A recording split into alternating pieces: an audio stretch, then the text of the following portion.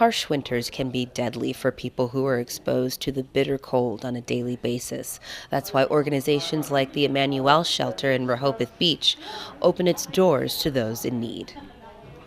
Plenty of coffee, bread, and warm clothes. Volunteers are preparing for what could be a days-long snowstorm shut-in. Well, it's 3 o'clock in the afternoon, the day before an impending snowstorm, and so we're getting lots of donations from the community, and we're triaging it, pulling it all together, deciding what we're going to do with it, what we're going to use tonight, and we're getting ready for our guests who come in at 4 o'clock. Over a dozen local homeless people began piling into the Immanuel Shelter Wednesday evening for a warm place to sleep overnight, and rightfully so.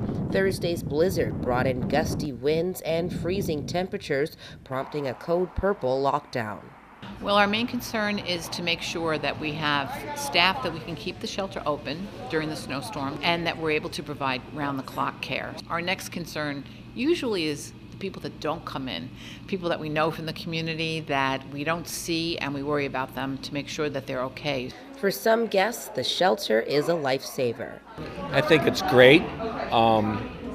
Personally, I think it's a little beneath me to be here, but that's my own ego. But I think it's a great thing for people to come in here who need a little push, and I'm one of those people who need a little push.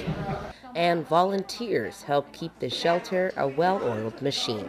When I spoke to them and interacted with them, the one thing I could see was their humanity. I could see that we have a common basis, and they are part of our community, just like I am.